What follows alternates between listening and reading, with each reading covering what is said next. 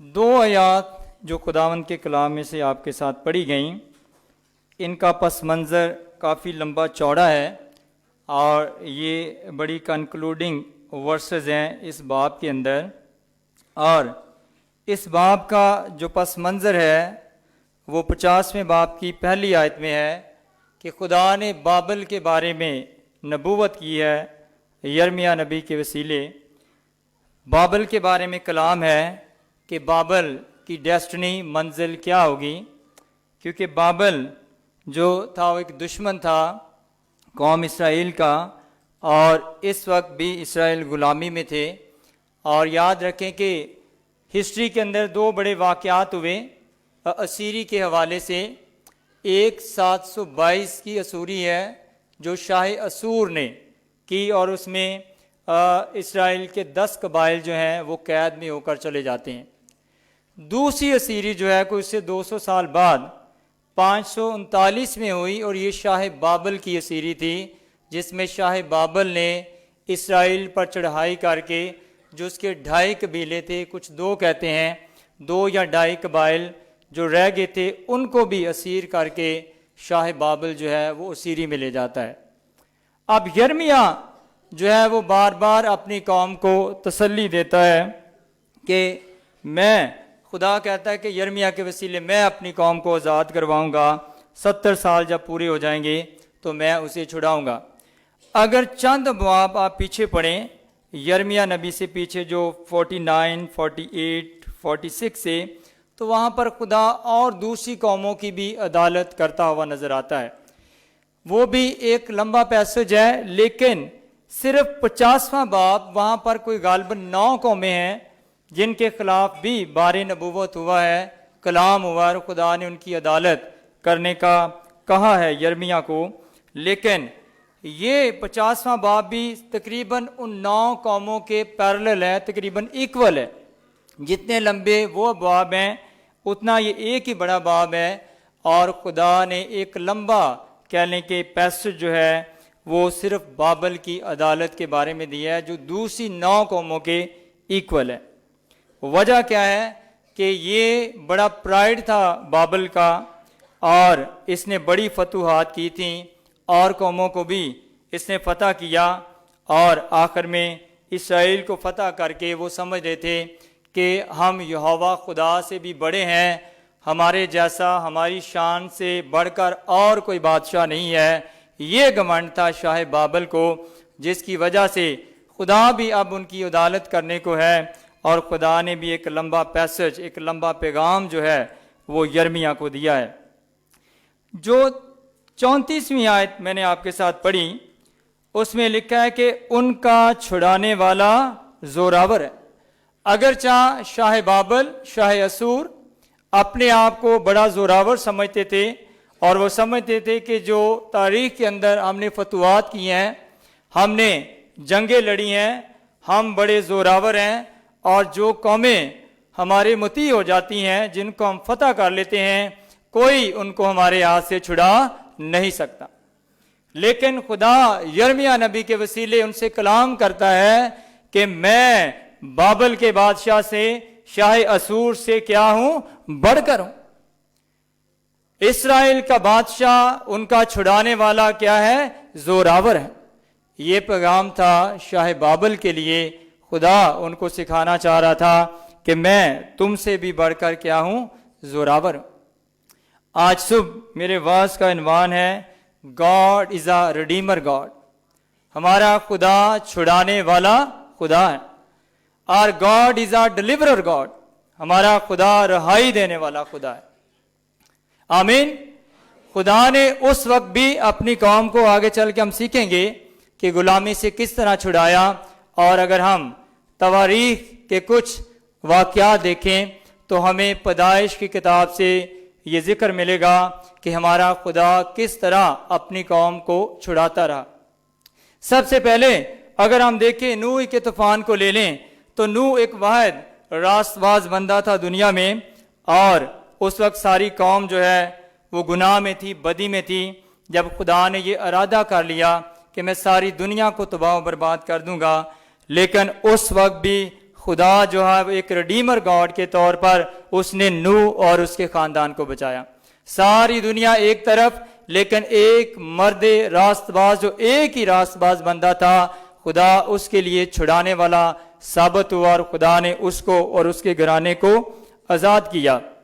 پھر جب خدا نے ابراہم کو چنا تو ابراہم کے بھتیجے لوط کو جب 5 بادشاہ بابل ہی کے 5 اس کے آس پاس کے ملکوں کے 5 بادشاہ لے جاتے ہیں، تو جب ابراہم کو پتہ چلتا ہے کہ لوط اور اس کے گھرانے کو یہ غیر قوم کے بادشاہ لے گئے ہیں، تو لکھا ہے کہ ابراہم اپنے 318 وہ رشتہ داروں کے ساتھ اپنے خانہ مشتاق لے کر وہ جاتا ہے اور ان 5 بادشاہوں کی قید سے وہ لوط کو اور اس کے سارے گھرانے کو چھڑا کر واپس لاتا ہے. اور خدا یہ ثابت کرتا ہے کہ میں چھڑانے والا خدا ہوں، میں رہائی دینے والا خدا ہوں.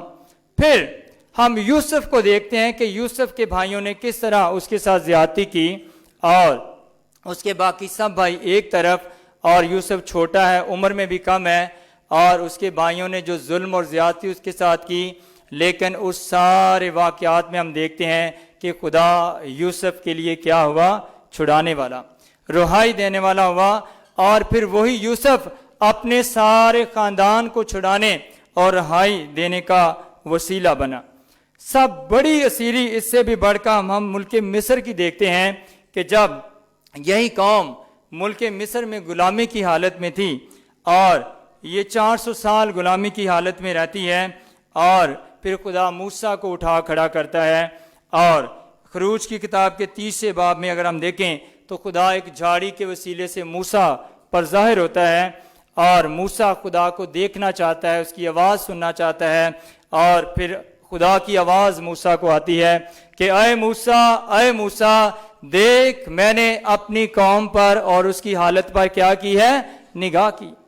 اور آگے لکھا ہے تاکہ میں ان کو فرعون کے ہاتھ سے چھڑاؤں، تاکہ میں ان کو فرعون کے ہاتھ سے رہائی دوں. اور پھر آگے سارا واقعہ ہمارے سامنے ہے. خروج کی کتاب کا 12واں باب اگر آپ پڑھیں تو کس طرح خدا جو ہے ایک ریڈیمر گاڈ، ایک ڈیلیورر گاڈ بن کر ظاہر ہوا کہ خدا نے بڑے کرشمات اور کرامات سے اپنی قوم کو رہائی دی، اور خدا اپنی قوم کو ملک مصر سے چھڑا کر آزاد کر کے ان کو پرومس لینڈ میں جو وعدہ کی ہوئی سرزمین تھی اس میں لے آتا ہے.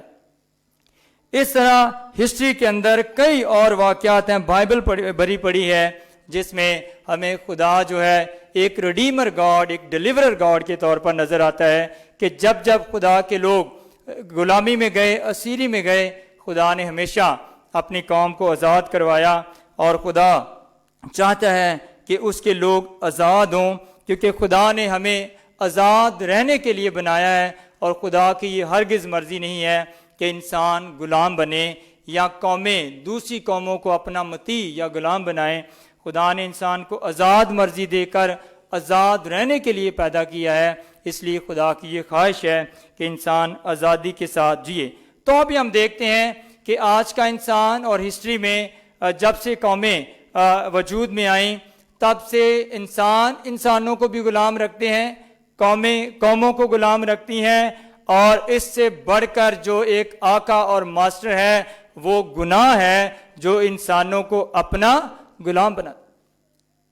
آج جس صدی میں ہم جی رہے ہیں ایک سیکولر ورڈ ہے، آزادی کا نعرہ قومیں اور لوگ لگاتے ہوئے نظر آتے ہیں، لیکن اس آزاد دنیا کے اندر بھی ابھی تک بہت ساری دنیا جو ہے وہ غلامی میں ہے، اور میرا اشارہ جس طرف ہے وہ گناہ کی غلامی، کہ ابھی تک آزادی ہر طرف ہے.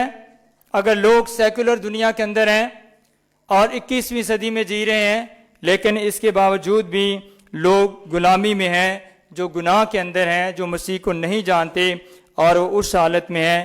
لیکن ہمارا خدا ہمیں آزاد کرنا چاہتا ہے، رہائی دینا چاہتا ہے.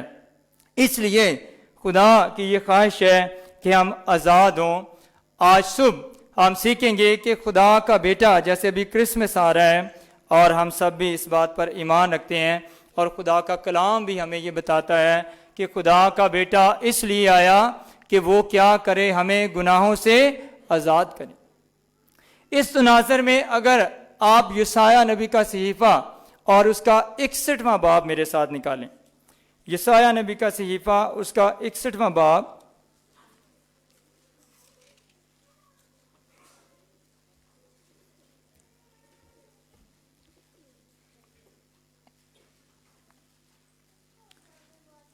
صفحہ نمبر 709 پر ہے۔ یسایہ نبی کا صحیفہ اس کا 61واں باب، اس کی پہلی آیت سے یہ لکھا ہے، 61 چیپٹر، خداوند خدا کی روح مجھ پر ہے کیونکہ اس نے مجھے مسح کیا تاکہ حلیموں کو خوشخبری سناؤں۔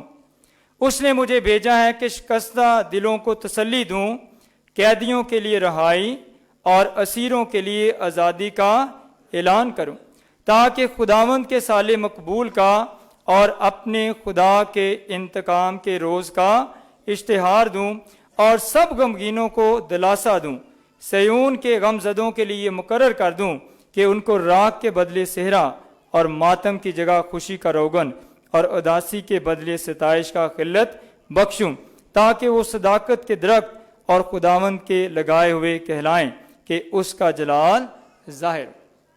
یہ خداوند یسوع مسیح کے بارے میں نبوت تھی جو یسایہ نبی نے 700 سال پہلے کی کہ خداوند خدا کا روح مجھ پر ہے، اس نے مجھے مسح کیا ہے یا اس نے مجھے بھیجا ہے کہ غریبوں کو خوشخبری سناؤں، اسیروں کو آزاد کروں، جکڑے ہوئوں کو رہائی دوں۔ یعنی خداوند یسوع مسیح کے بھی ڈیلیورر ہونے، اس کے ریڈیمر ہونے کے بارے میں 700 سال پہلے یہ نبوت کی گئی تھی کہ ایک مسیحا آئے گا جو چھڑانے والا، بچانے والا اور نجات دینے والا ہوگا، اور وہ ایسا نہیں ہوگا بلکہ مسح شدہ بادشاہ ہوگا اور خداوند خدا کی روح اس پر ہوگی۔ اور پھر یہ نبوت پوری ہوئی، کب پوری ہوئی؟ جب 700 سال بعد خداوند یسوع مسیح مجسم ہو کر اس دنیا میں آئے اور 30 سال تک انہوں نے اپنے آپ کو تیار کیا، اور 30 سال کے بعد جب وہ اپنے گاؤں میں گئے اور وہاں پر اس سینیگوگ میں، اس ہیکل میں جا کر لکھا ہے کہ انہوں نے کتاب کھولی اور انہوں نے سیم یہی پیسج نکالا اور لکھا ہے کہ انہوں نے پڑھنا شروع کیا، اور پڑھ کر انہوں نے کتاب واپس رکھ دی، اور ان کے بارے میں یہ نبوت پوری ہوئی جو یسایہ نبی نے کہی تھی کہ خداوند خدا کا روح مجھ پر۔ لوکا کی کتاب اس کا 4 باب، اس کو پڑھ سکتے ہیں آپ۔ اور یہ نبوت پوری ہوئی، اور پھر آگے پریکٹیکلی بھی خداوند یسوع مسیح نے یہ سب کچھ کر کے دکھایا کہ اس نے کس طرح قیدیوں کو آزاد کیا، لنگڑوں کو چلایا، بیماروں کو شفا دی، اور اس نے ہر طرف اس نے آزادی کا اعلان کیا اور لوگوں کو پریکٹیکلی اس نے آزاد بھی کروایا۔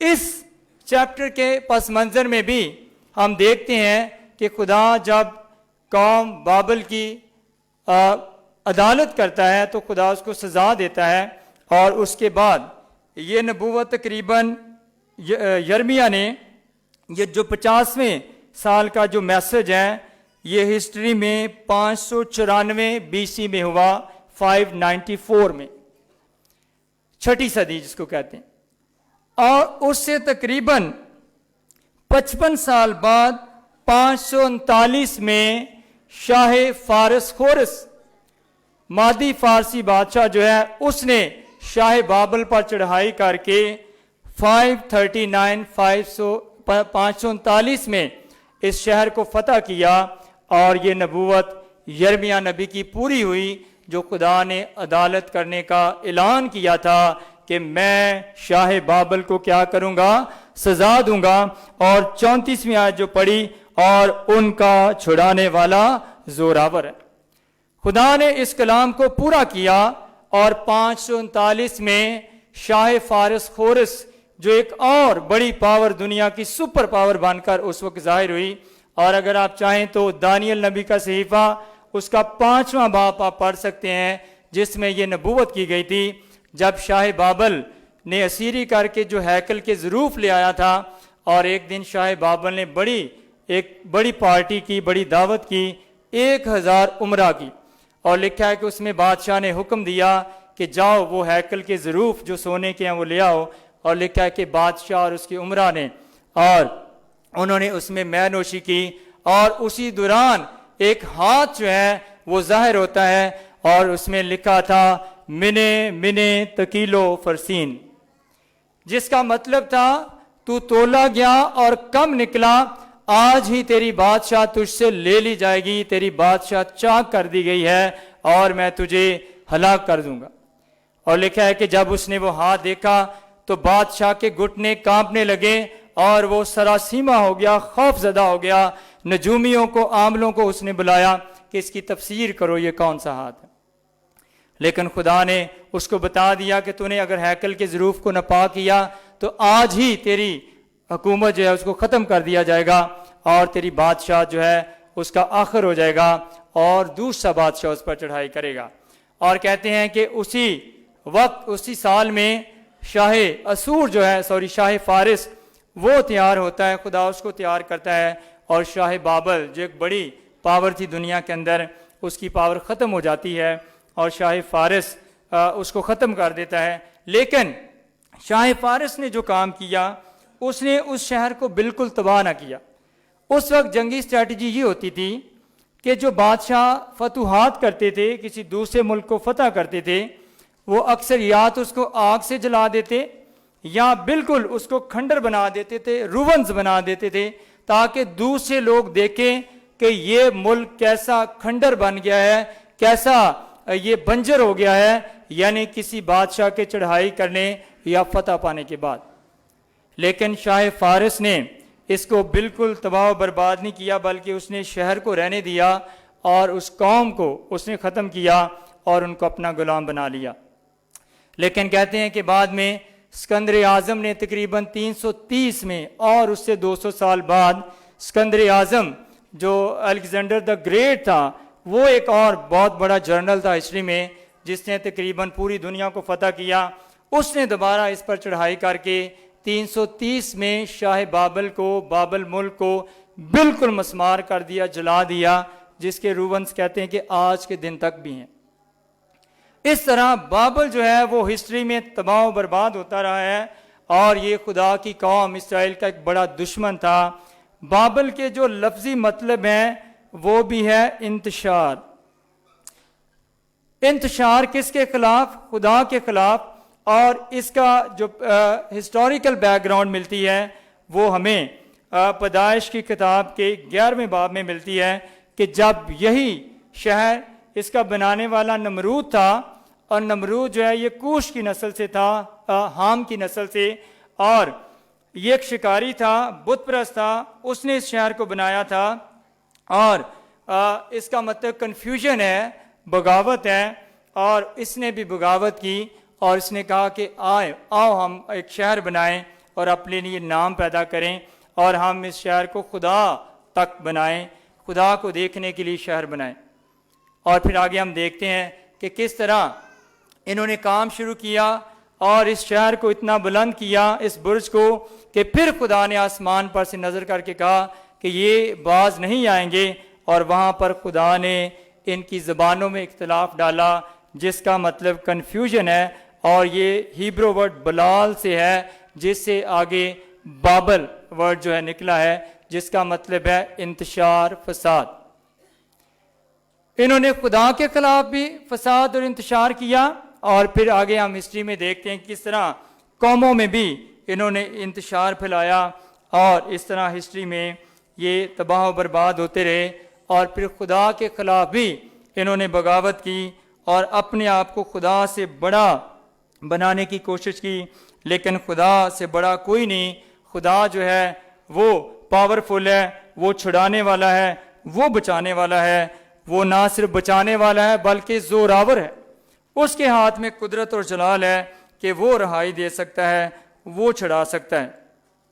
پھر یہ قوم واپس آتی ہے اس پیسج کے مطابق، جو پورا باب ہے، 3 سٹیجز کے اندر یہ واپس آتے ہیں عزرا نہمیہ کے دور میں، اور خدا دوبارہ یروشلم کو بحال کرتا ہے۔ لیکن رہائی کے لیے خدا کی ایک ریکوائرمنٹ ہے، اور وہ ریکوائرمنٹ کیا ہے؟ 50वें बाब की 8वीं आयत आप के सामने पैसेज खुला है, अगर आप इसको देख लें। 50वें बाब की 8वीं आयत में लिखा है, बाबल में से भागो और कसदियों की सरजमीन से निकलो और उन बकरों की मानद हो जो गलों के आगे आगे चलते हैं। शाह बाबल की असीरी के लिए भी जो खुदा की रिक्वायरमेंट थी वो ये थी कि शाह बाबल से और कसदियों के मुल्क से क्या करो, भागो। सिर्फ वर्ड निकलो ही अगर होता तो यही काफ़ी था, लेकिन खुदा उनको ये कह रहा है कि इस असीरी से बचने के लिए शाह बाबल से क्या करो, भागो। हालांकि इससे पहले खुदा ने यिर्मयाह नबी की मार्फत ये कहा था कि तुम इस मुल्क में बसो, बाग लगाओ, ब्याह शादियां करो, जब 70 साल पूरे हो जाएंगे तो फिर मैं खुद ही तुम्हें आज़ाद करूंगा। लेकिन अब खुदा क्यों कह रहा है कि इस मुल्क से भागो अगर शाह बाबल की असीरी से बचना है? वजह यह थी कि अब उनका वक्त पूरा होने को था, 70 साल पूरे होने को थे, और अब खुदा एक ज़बरदस्त तरीके से इसकी अदालत करने वाला था। खुदा एक जज के तौर पर इसको सज़ा देने वाला था, और खुदा नहीं चाहता था कि अब मेरे लोग जो है वो भी इस सज़ा का हिस्सा बने, उन पर भी ये मुसीबतें आएँ। इसलिए खुदा उनको कहता है कि तुम इसमें से निकल कर क्या करो, भागो। जिस तरह लूत के दिनों में हुआ, और वो वाक़या हमें याद है कि किस तरह लूत को भी खुदा ने उस शहर से क्या करने के लिए कहा था, भागने के लिए कहा था, और पीछे मुड़कर देखने से भी मना किया था। इसीलिए एक छोटी सी आयत आज तक बाइबल में है कि लूत की बीवी को क्या रखो, याद रखो। जहां पर गुनाह और बदी है उससे बचने के लिए, असीरी से बचने के लिए, अगर शाह बाबल की असीरी से बचने के लिए ये रिक्वायरमेंट थी कि उस शहर से भागा जाए, आज की कलीसिया और आज के ईमानदार के लिए क्या रिक्वायरमेंट है? जब वो गुनाह की गुलामी से आज़ाद होना चाहता है या उसे आज़ाद हुआ है, तो आज की कलीसिया और आज के ईमानदार से भी खुदा कहता है कि हम गुनाह से क्या करें, भागें, हम गुनाह से दूर रहें, हम गुनाह से, गुनाह आलूदा दुनिया से हम ना खेलें, बल्कि हम उससे भागें, क्योंकि खुदा हमें आज़ाद करना चाहता है। गॉड एज डिलीवरर गॉड, और उसके बाद जीसस क्राइस्ट जो हैं वो भी डिलीवरर हैं। जो पैसेज यशायाह नबी के सीफे में मैंने आपके साथ पढ़ा, वो यीशु मसीह के बारे में है कि वो भी रिडीमर के तौर पर, छुड़ाने वाले के तौर पर इस दुनिया में आया, और उसने मुझे और आपको भी गुनाह की कैद से क्या किया है, आज़ाद किया। खुदावंद खुदा का रूह मुझ पर है, उसने मुझे भेजा है कि कैदियों को रिहाई, अंधों को बनाई, और जकड़े हुओं को क्या करूं, आज़ाद। आज अगर हम आज़ाद हैं, अगर हम कलीसिया हैं, तो हमें खुदावंद का शुक्र अदा करना चाहिए कि उसने हमें गुनाह की कैद से क्या किया है, आज़ाद किया। खुदा का बेटा यीशु हमें किन किन चीज़ों में आज़ाद करता है, आज हम सीखेंगे कि और भी बहुत सारी बातें हैं जिसमें खुदा का बेटा यीशु हमें आज़ाद करता है। सबसे पहले खुदा का बेटा यीशु हमें गुनाह की कैद से आज़ाद करता है। हम बाय बर्थ, अबौजदात से, पैदाइशी तौर पर हम सब क्या थे, गुनहगार थे, लेकिन खुदा का बेटा मुजस्सम होकर इस दुनिया में आया, जिस्म इख्तियार किया और बेटे की सूरत में जाहिर हुआ, और उसने गुनाह अपने ऊपर लेकर मुझे और आपको गुनाह की गुलामी से क्या कर दिया, आज़ाद कर। इसलिए आज मेरा और आपका फर्ज है कि हम अपने आप को गुनाहों से बचाने के लिए गुनाह से क्या करें, भागें। करंथियों के खत का मुतालिया आजकल हम कर रहे हैं बाइबल स्टडी में।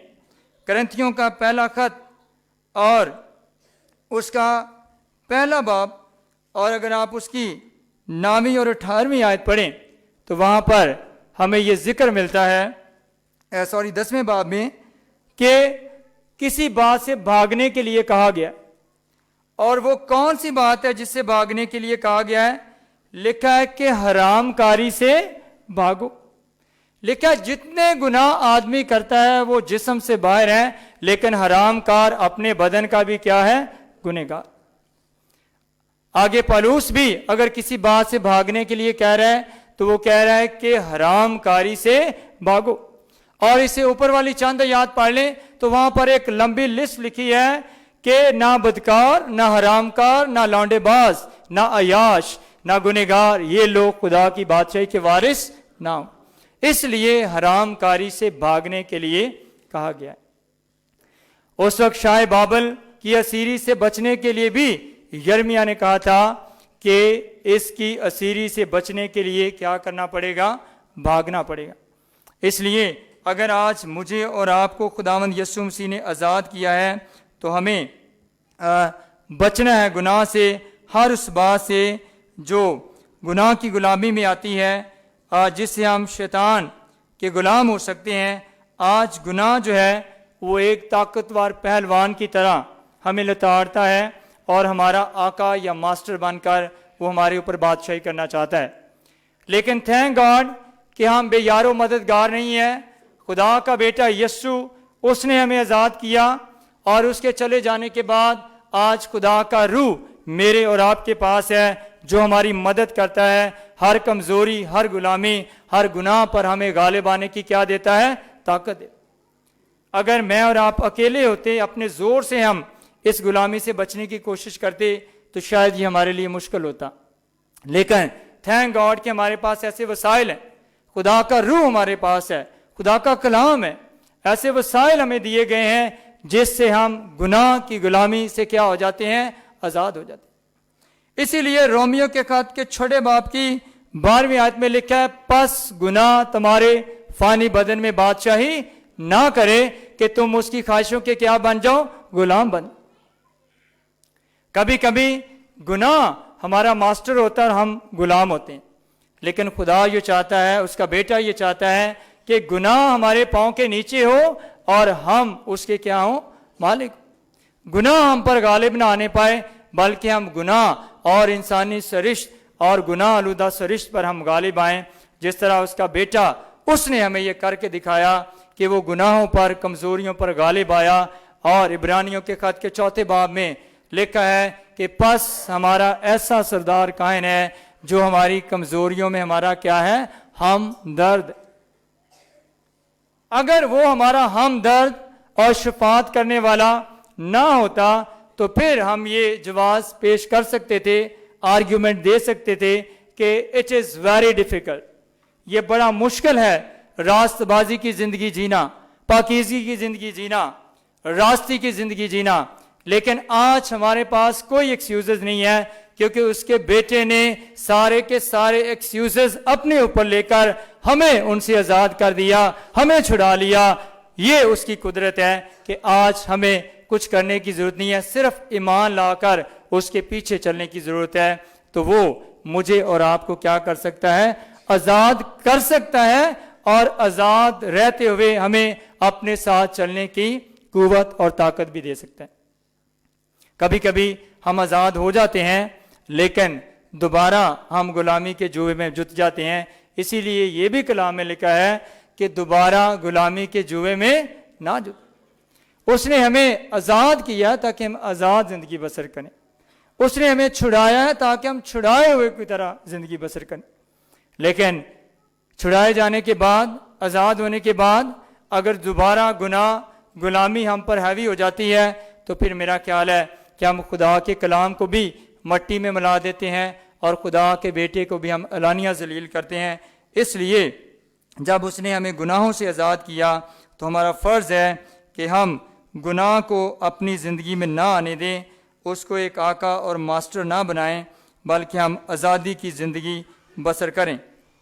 پھر کرنتھیوں کے پہلے خط کے 15 باب کی 34ویں آیت میں لکھا ہے، راست باز ہونے کے لیے ہوش میں آؤ اور گناہ نہ کرو.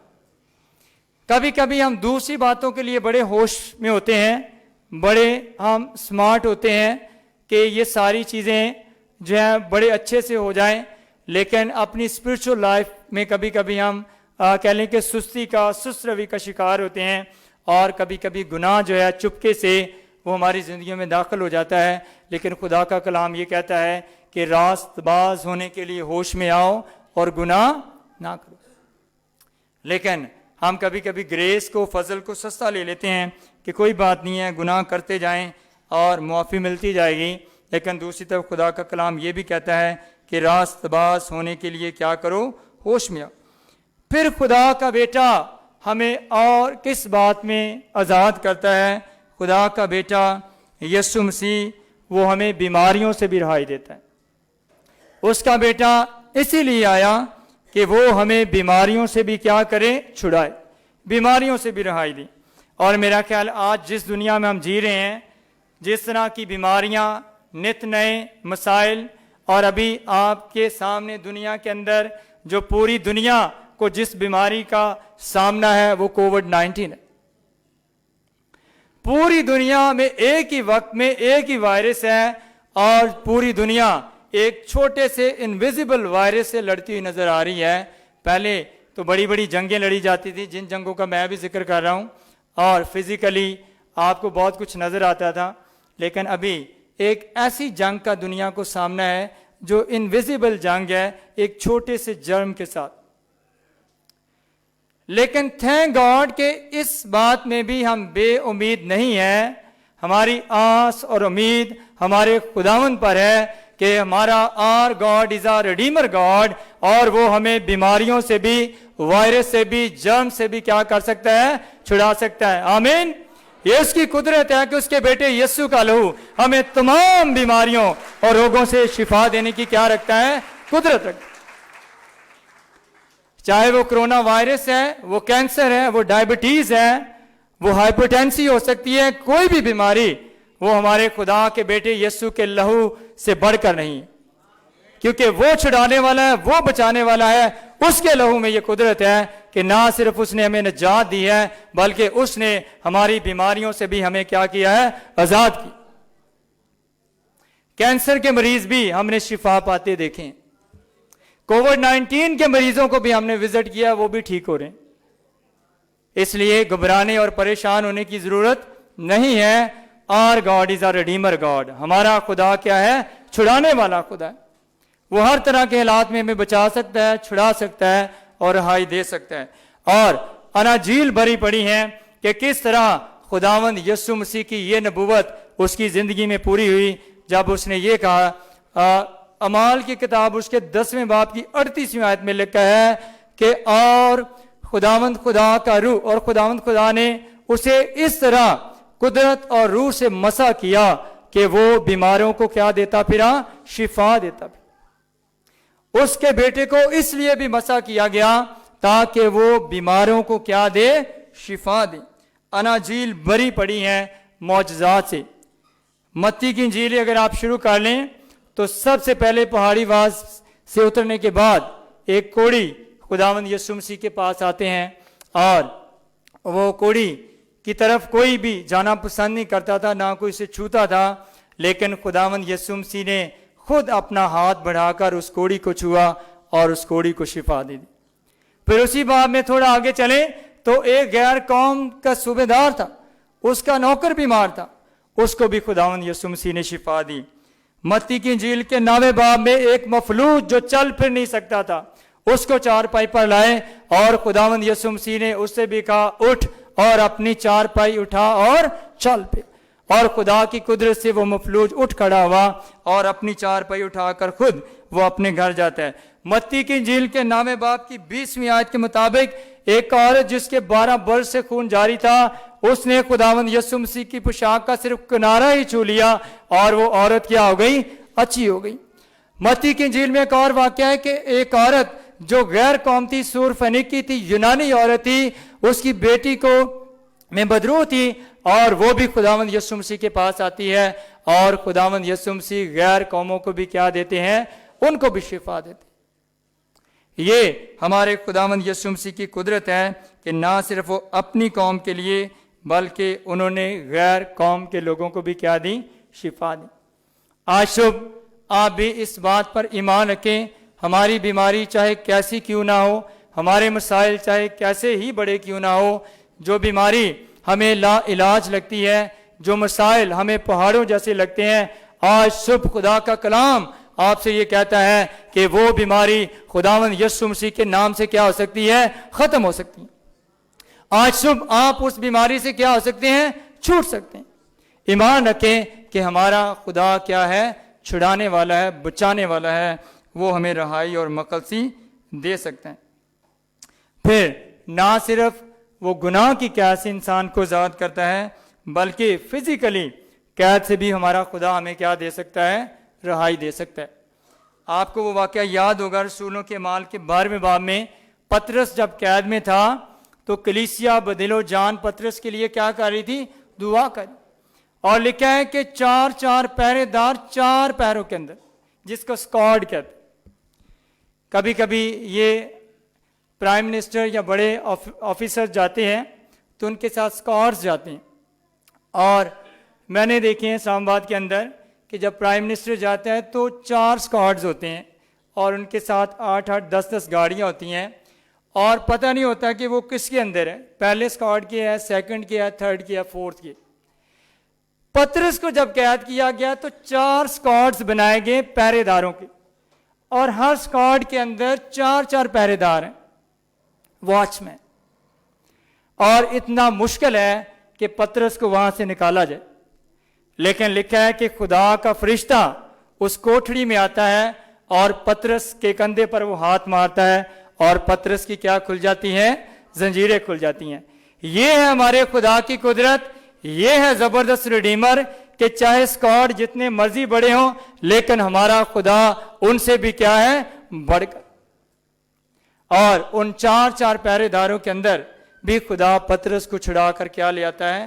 باہر لے آتا ہے۔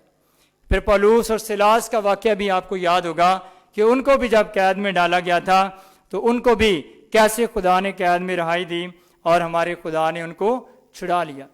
اس لیے ہمارا خدا جو ہے وہ چھڑانے والا ہے، وہ نہ صرف گناہ کی قید سے چھڑا سکتا ہے، بلکہ وہ فزیکل قید سے بھی، کوٹڑیوں سے بھی، جیلوں سے بھی ہم کو کیا دے سکتا ہے؟ رہائی دے سکتا ہے۔ آج میں یہ نہیں کہہ رہا کہ کوئی غلط کام کر کے، کوئی سنیچر ہے، کوئی چور ہے، ڈاکو ہے، وہ چوری کرنے کے بعد اب جیل میں جا کے دعا کرنا شروع کر دے، اب توبہ کرتا ہوں خدا اور یہ جیل کے سارے دروازے میرے لیے کھل جائیں، تو یہ شاید نہ ہو سکے، لیکن ہمارا خدا جیلوں کے دروازے بھی کیا کر سکتا ہے؟ کھول سکتا ہے۔ اگر کوئی خدا کے لیے اور اس کے کام کے لیے قید ہے تو خداوند اس کو بھی چھڑانے اور آزاد کرنے کی کیا رکھتا ہے؟ قدرت رکھتا ہے۔ پھر ہمارا خداوند یسوع مسیح بدروحوں سے رہائی دیتا ہے۔ آج کی دنیا میں بدروہیں بھی ایک بڑا مسئلہ ہے، اس وقت بھی خداوند یسوع مسیح کے دور میں بھی اور اب بھی۔ ایک واقعہ ضرور بیان کروں گا، مرکز کی انجیل کے 5 باب کی پہلی آیت سے 15ویں آیت تک اگر آپ پڑھیں تو لکھا ہے کہ خداوند یسوع مسیح گراسینیوں کے علاقے میں آتے ہیں۔ یہ غیر قوموں کا ایک علاقہ تھا، دکوپلس ایک صوبہ تھا۔ دکوپلس کا مطلب یہ ورڈ ڈیکا سے ہے، یونانی میں ڈیکا کا مطلب تھا 10، دکوپلس کا مطلب تھا 10 شہر۔ اور اس غیر قوم علاقے کے اندر جب خداوند یسوع مسیح آئے تو وہاں پر ایک شخص ملتا ہے جس میں بدروہیں تھیں، اور بدروہیں بھی لکھا ہے اس کے اندر لشکر تھا، اور جو اس کا یونانی ورڈ ہے، اور اس لشکر کا جو ترجمہ ہے وہ 600 ہے۔ جس طرح 600 فوجی ایک دستہ ہوتا تھا، کوئی 600 کے قریب اس کے اندر بدروہیں تھیں۔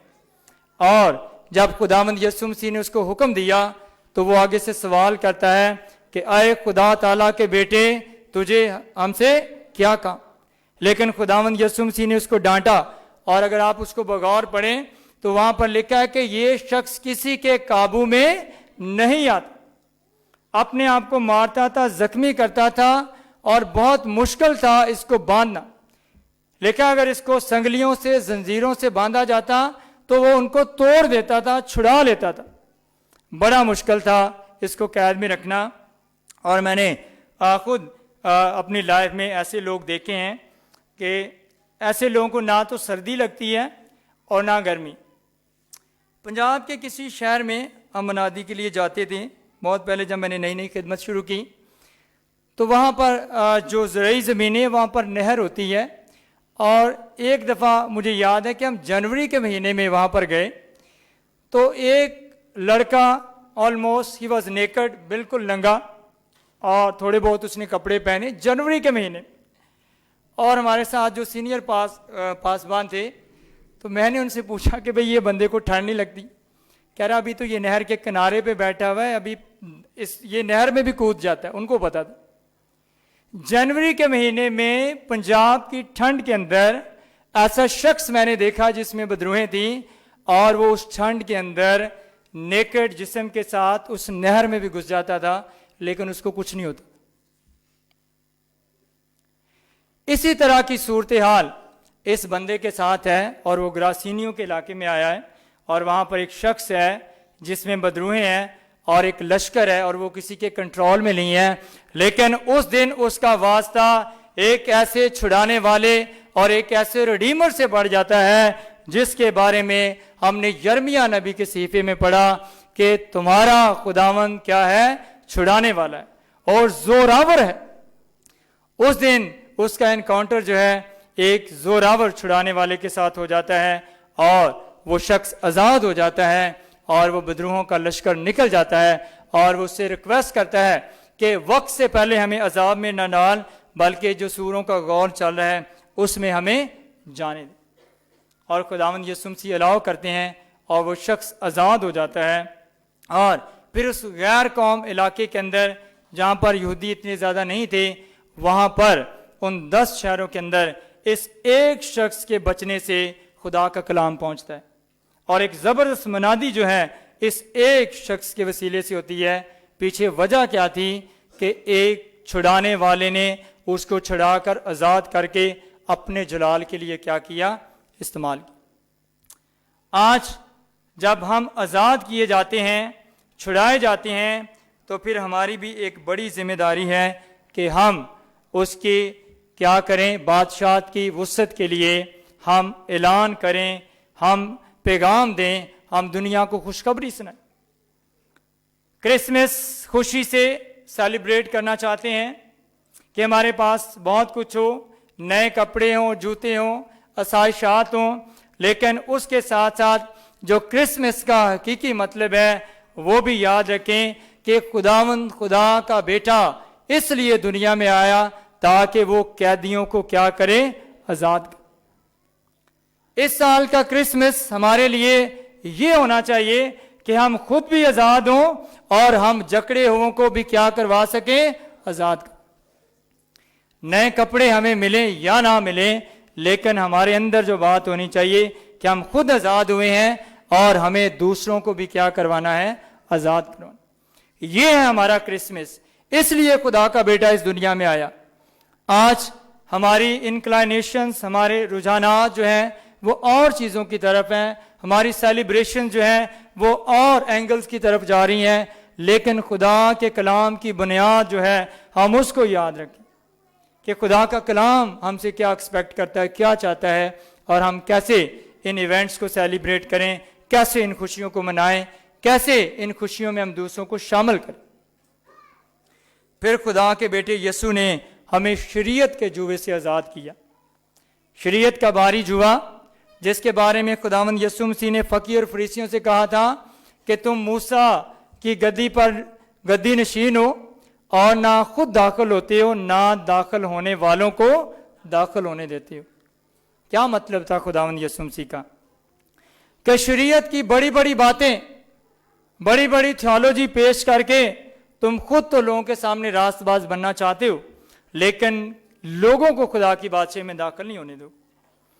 خدا کے بیٹے یسوع نے یہ بڑا کام کیا کہ اس نے شریعت کے تقاضوں کو اپنے اوپر پورا کر کے ہمیں شریعت کی غلامی سے بھی کیا کر دیا؟ آزاد کر دیا۔ اسی لیے متی کی انجیل کے 28ویں باب، متی کی انجیل کے 11ویں باب کی 28ویں اور 29ویں آیت میں خداوند یسوع مسیح نے کہا، اے محنت کے دبے تھکے ماندو، سب میرے پاس آؤ، میں تمہیں کیا دوں گا؟ آرام دوں۔ اور پھر انہوں نے پیشکش کی، آفر کی۔ کیا آفر، کیا پیشکش کی؟ انہوں نے کہا میرا جوا اٹھا لو، کیونکہ میرا بوجھ ہلکا ہے اور میرا جوا کیا ہے؟ ملائم ہے۔ شریعت کا جوا بھاری تھا، لیکن میرا جوا ملائم ہے، ہلکا ہے، وہ اٹھانا آپ کے لیے بھاری نہیں ہوگا۔ خدا کے بیٹے یسوع نے مجھے اور آپ کو شریعت کے جوے سے بھی کیا کر دیا؟ آزاد کر دیا۔ 5ویں بات جو اس تناظر میں ہم سیکھ سکتے ہیں، خدا کا بیٹا یسوع ہمیں خوف سے بھی کیا دیتا ہے؟ رہائی دیتا ہے۔ کبھی کبھی ہم نجات یافتہ ہوتے ہوئے، خدا کے لوگ ہوتے ہوئے، کلیسیا ہوتے ہوئے بھی ہم کیا ہوتے ہیں؟ خوف زدہ ہوتے ہیں۔ کئی طرح کے خوف ہمیں اس دنیا میں جن کا سامنا ہے، روپے پیسے، اپنے سٹیٹس کا، مستقبل کا خوف کہ ابھی دنیا کے حالات کہاں جا رہے ہیں، کوئی پریشر ہو سکتا ہے، اور سب سے بڑھ کر کلیسیا کے لیے جو خوف ہو سکتا ہے وہ اظہار ثانی کا خوف ہو سکتا ہے۔ اور خداوند یسوع مسیح نے متی کی انجیل میں بھی یہ کہا تھا کہ میرے چلے جانے کے بعد، یعنی میرے نام کے سبب سے لوگ تمہیں کیا کریں گے؟ ستائیں گے، اور ناحق لعن طعن وہ کریں گے، لیکن خداوند یسوع مسیح نے کیا کہا تھا؟ خوشی کرنا اور نہایت شادمان ہونا۔ اور اسی تناظر میں متی کی انجیل کے 10ویں باب کی 28ویں آیت میں جب خداوند یسوع مسیح نے ڈیلیگیشنز بھیجے، اپنے شاگردوں کو تیار کیا اور بہت ساری نصیحتیں شاگردوں کو کی، تو وہاں پر خداوند یسوع مسیح نے اس خوف سے رہائی دینے کے لیے کہا کہ جو بدن کو قتل کرتے ہیں ان سے نہ ڈرو، بلکہ اس نے کس سے ڈرنے کے لیے کہا؟ جو روح اور بدن دونوں کو قتل کر سکتا ہے، اور نہ صرف قتل کر سکتا ہے بلکہ کیا کر سکتا ہے؟ جہنم میں بھی ڈال سکتا ہے، اس سے ڈرو۔ کبھی کبھی ہم بدن کی تکالیف سے، مرنے سے تو ہمیں بڑا ڈر لگتا ہے، لیکن اس سے بھی بڑا ڈر یہ ہے کہ وہ خدا، وہ ذات جو نہ صرف قتل کر سکتی ہے، مار سکتی ہے، ہماری زندگی کا دم اس کے ہاتھ میں ہے، نہ صرف مار کر وہ ہمیں وہ جہنم میں بھی ڈال سکتی، لیکن یہ ایذا پہنچانے والے، ڈرانے والے، دھمکانے والے وہ شاید بدن کو قتل کر سکتے ہیں، لیکن وہ ہماری روح کو کوئی بھی نقصان نہیں پہنچا سکتے۔ اس لیے ہمیں جو ڈرنا ہے وہ خدا سے ڈرنا ہے جو بدن اور روح دونوں کو قتل کر سکتا ہے۔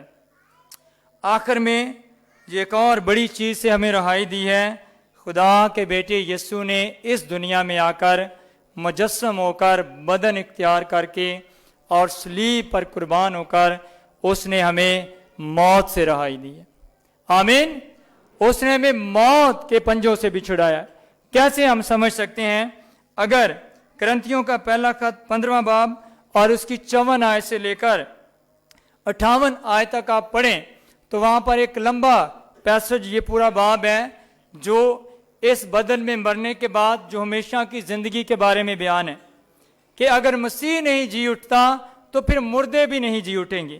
یہ ایک لمبی بحث تھی پولس جو کلیسیا کو سمجھانا چاہ رہے تھے، اور پھر اس نے کلیسیا کو یہ سمجھایا کہ مسیح مردوں میں سے جی اٹھنے والوں میں کیا ہے؟ پہلوٹا ہے، پہلا پھل، اور اس کے بعد میں اور آپ۔ اگر مسیح مر کر جی اٹھا ہے تو پھر میں اور آپ بھی مر کر کیا ہوں گے؟ جی اٹھیں گے، اور ہمیشہ ہمیشہ کے لیے کہاں رہیں گے؟ باپ کے پاس رہیں گے۔ یہ سارا باب لکھنے کے بعد کنکلوڈنگ جو ورسز تھیں اس میں پولس نے یہ کہا کہ جب یہ فانی جسم بقا کا جامہ پہن چکے گا اور یہ مرنے والا جسم حیات ابدی کا جامہ پہن چکے گا، تو اس کے بعد میں پولس کہتے ہیں کہ آئے موت تیرا ڈنگ کہاں رہا؟ موت فتح کا لقمہ بن گئی۔ اور آگے پولس کہتے ہیں کہ موت کا زور جو ہے وہ شریعت ہے، موت کا ڈنگ کیا ہے؟ گناہ ہے، اور گناہ کا زور شریعت ہے، لیکن خداوند کا شکر ہے کہ اس نے اپنے بیٹے یسوع مسیح کے وسیلے سے اس موت کے ڈنگ کو ہمیشہ ہمیشہ کے لیے کیا کر دیا؟ ختم کر دیا۔ یہ ہے خدا کے بیٹے کی قدرت کہ اس نے جسم میں آ کر، مجسم ہو کر، صلیب کا دکھ سہ کر، مردوں میں سے جی اٹھ کر میرے اور آپ کے لیے ہمیشہ کی زندگی کا کیا کر دیا ہے؟ انتظام کر دیا۔ اور اب میرے اور آپ پر موت کا کوئی اختیار نہیں ہے، کیونکہ اس کے بیٹے نے موت کے ڈنگ کو ہمیشہ ہمیشہ کے لیے کیا کر دیا ہے؟ ختم کر دیا۔ یہ ہے وہ ڈیلیورر، یہ ہے وہ چھڑانے والا جس نے نہ صرف شاہ بابل کی اسیری سے اپنی قوم کو چھڑایا، بلکہ مجھے اور آپ کو بھی ہمیشہ ہمیشہ کے لیے گناہ کی قید سے، موت سے، بیماریوں سے، مسائل سے چھڑا کر آزاد کر لیا۔ تو بھی اگر ہم اس دنیا میں جیتے ہوئے اگر مسائل اور طرح طرح کی تکلیفیں برداشت کرتے ہیں، لیکن اس میں ہمارا ایمان ہمارے خداوند یسوع مسیح پر ہونا چاہیے کہ ہمارا خداوند چھڑانے والا ہے، اور نہ صرف وہ چھڑانے والا ہے بلکہ وہ زوراور ہے، وہ ہمیں ابلیس کے ہاتھوں گناہ اور اس کی قیاد سے چھڑانے پر کیا ہے، قادر ہے، اور ہم آزاد ہیں۔